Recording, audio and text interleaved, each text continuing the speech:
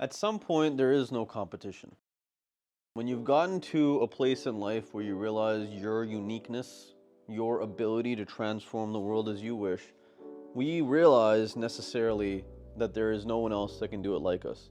And if we don't get to that point where we realize ourselves, that we appreciate ourselves enough to admit that, well, we're probably not actualizing our potential and we're going to have a life like the 97%.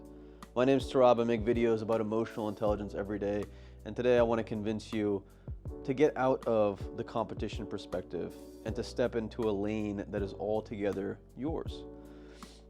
I created Tarabify about a year ago with the intention of promoting human emotional intelligence, with giving people, the viewers and the catalysts in society, the tools to actually do what they believe is right in their environment and their communities. I believe that when we take individual responsibility for our actions and our lives, we actually live more sustainably. We actually care more. We actually live in a way that is more satisfying to our older souls, our higher selves. When it comes down to it, all of the great leaders in the world believe in our ability, our individual responsibility to do the very most with our time and our energy.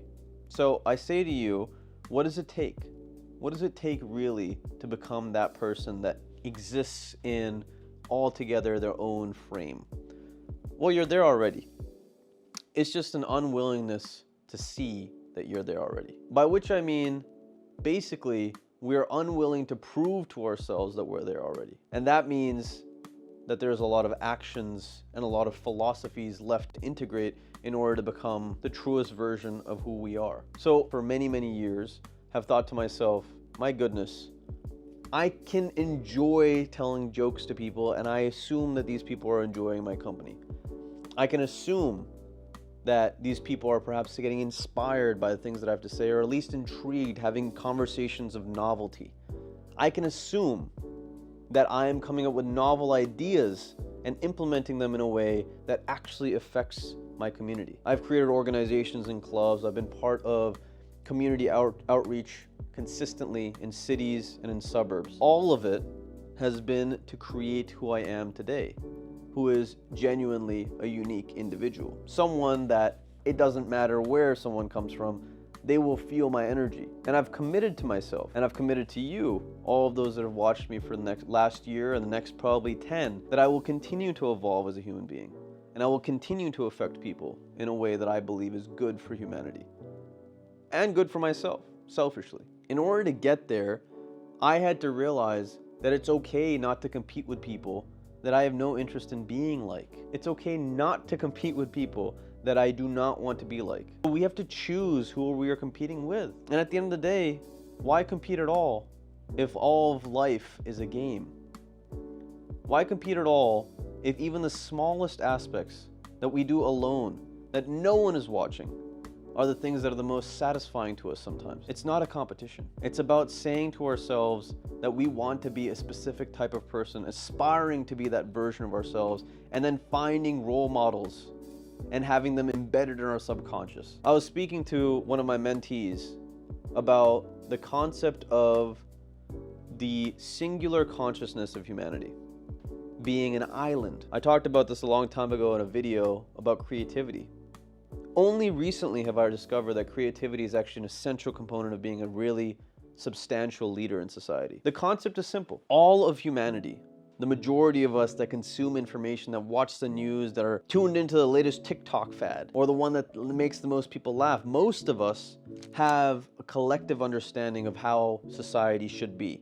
The perceptions that have been built over generations. Who Picasso is, who Newton is, who Gandhi is, where America is in the world, perhaps. There are many, many things that are baked into collective human consciousness. But many of us do not think about what it takes to make it into that collective human consciousness. What idea really spends the most amount of time making a dent in that island? It comes down to us as individuals to say to ourselves that, hey, I'm not just here existing for myself. I perhaps might be existing to add more land to this island. It requires a journey outside. It requires an understanding of the peripheries of the island, the perimeter, the uncharted territories that are outside in that water. They need to be explored by people like you and I. There's also been significant amounts of time where I've been unsatisfied and rather depressed about the outcomes that have come. But that's also a part of any life lived by a living creature. It's not all rainbows and sunshine. I didn't promise you a rose garden.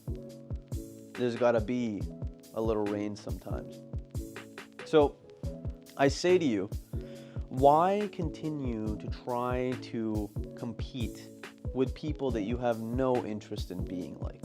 Why continue to say, hey, I need to get to this place, and the likelihood that someone has done X steps that are required to get into this place, they're beating me, or they're in a place in life that I should be? I say, fuck that. Genuinely.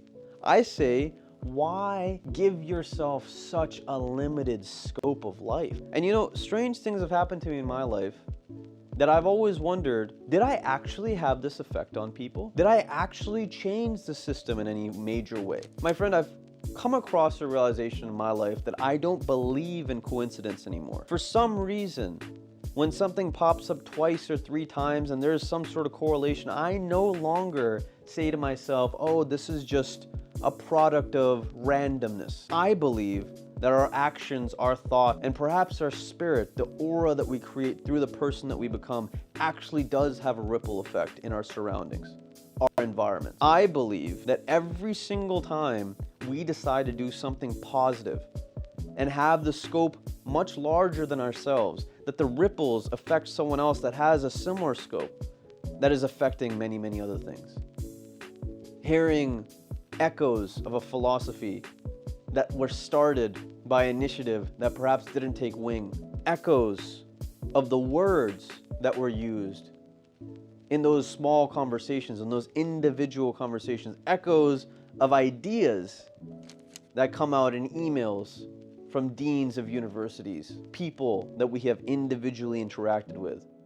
I remember going to a wedding once, good friend of mine, but over the years we became distant. Really, I didn't even know his family. I talked to his father for about 15 seconds, right before the first party.